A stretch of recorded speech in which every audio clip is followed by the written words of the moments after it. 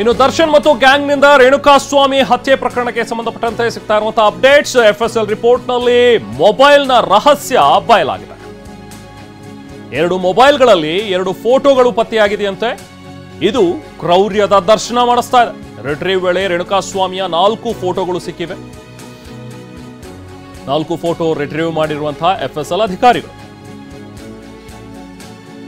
ಪ್ರದೋಷ್ ವಿನಯ್ ಮೊಬೈಲ್ನಲ್ಲಿದ್ದಂತಹ 4 ಫೋಟೋಗಳಂತೆ. ಇದನ್ನ ಈಗಾಗಲೇ ರಿಟ್ರೀವ್ ಮಾಡಲಾಗಿದೆ. ಇಬ್ಬರು ಆರೋಪಿಗಳ ಮೊಬೈಲ್ನಲ್ಲಿ 4 ಫೋಟೋಗಳಿದ್ವು. ಅದನ್ನ ಈಗ FSLಗೆ ಏನು ಕಳಿಸಿದ್ರು ಅಲ್ಲಿ ರಿಟ್ರೀವ್ ಮಾಡಿ ವರದಿ ಕೂಡ ತಗೊಂಡಿದ್ದಾರೆ. ಫೋಟೋಗಳನ್ನ ಡಿಲೀಟ್ ಮಾಡಿದಂತಹ ಇಬ್ಬರು ಆರೋಪಿಗಳು. ದರ್ಶನ್ ಮತ್ತು ಗ್ಯಾಂಗ್ನಿಂದ ರೇಣುಕಾಸ್ವಾಮಿ ಹತ್ಯೆ ಏನಾಯ್ತಲ್ಲ ಆ ಪ್ರಕರಣಕ್ಕೆ ಸಂಬಂಧಪಟ್ಟಂತೆ ಕೆಲವೊಂದಷ್ಟು ಸಾಕ್ಷ್ಯಗಳನ್ನ ಈಗ ಏನು ಕಲೆ ಹಾಕಿದ್ದಾರೆ ಅದರಲ್ಲಿ ಇದು ಬಹಳ ಪ್ರಮುಖವಾದಂತಹ ಒಂದು ಸಾಕ್ಷ್ಯ ಆಗತ್ತೆ.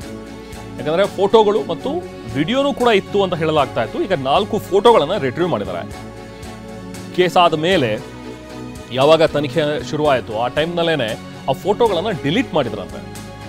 ಆದರೆ ಈಗ ಡಿಲೀಟ್ ಮಾಡಿರುವಂತಹ ಫೋಟೋಗಳನ್ನ ಕೂಡ FSLಗೆ ಕಳುಹಿಸಿ ಅದನ್ನ ರಿಟ್ರೀವ್ ಮಾಡಿದ್ದಾರೆ.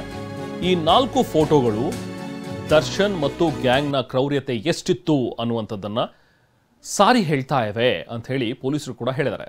ಅದರ ಪ್ರಕಾರ ಇವರೇನು ಹೊಡಿತಾ ಇದ್ರಲ್ಲ, ಹೊಡೆಯುವಾಗ ರೇಣುಕಾಸ್ವಾಮಿ ರಕ್ತದ ಮಡುವಿನಲ್ಲಿ ಬಿದ್ದಿದ್ದಂತೆ. ಆ ಟೈಮ್ನಲ್ಲಿ ರಕ್ತದ ಮಡುವಿನಲ್ಲೇ ಕೈ ಮುಗಿದು ಅಂಗಲಾಚಿ ಬೇಡ್ಕೊಂಡಂತೆ, ನನಗೆ ಫ್ಯಾಮಿಲಿ ಇದೆ, ಅಪ್ಪ ಅಮ್ಮ ಇದ್ದಾರೆ, ಪತ್ನಿ ಇದ್ದಾಳೆ, ಪತ್ನಿ ಗರ್ಭಿಣಿ ಆಗಿದ್ದಾಳೆ, ದಯವಿಟ್ಟು ನನ್ನನ್ನು ಬಿಟ್ಬಿಡಿ, ನಾನು ಮಾಡಿ ತಪ್ಪಾಯಿತು ಅಂಥೇಳಿ ಕೂಡ ಈತ ಕೇಳ್ಕೊಂಡಿದ್ದಂತೆ. ಆ ಥರ ಕೈ ಮುಗಿಯುವಂಥ ಒಂದು ಫೋಟೋ ಕೂಡ ಈ ಮೊಬೈಲ್ನಲ್ಲಿ ಇತ್ತು ಅಂಥೇಳಿ ಪೊಲೀಸರ ಮೂಲಗಳಿಂದ ಈಗ ಮಾಹಿತಿ ಸಿಗ್ತಾ ಇದೆ.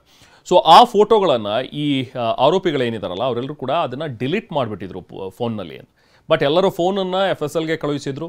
ಅಫ್ಕೋರ್ಸ್ FSLಗೆ ಹೋಗಿ ಅಲ್ಲಿ ಡಿಲೀಟ್ ಆಗಿದ್ದಂತಹ ಫೋಟೋಗಳನ್ನು ಕೂಡ ರಿಟ್ರೀವ್ ಮಾಡಲಾಗಿದೆ. ಈಗ ಅದರ ವರದಿ ಕೂಡ ಪೊಲೀಸರ ಕೈ ಸೇರಿದೆಯಂತೆ. ಇದು ದರ್ಶನ್ ಮತ್ತು ಗ್ಯಾಂಗ್ನ ಕ್ರೌರತೆಗೆ ಇರುವಂತಹ ಸಾಕ್ಷಿ ಅಂತ ಹೇಳಿ ಪೊಲೀಸರು ಹೇಳ್ತಾ ಇದ್ದಾರೆ.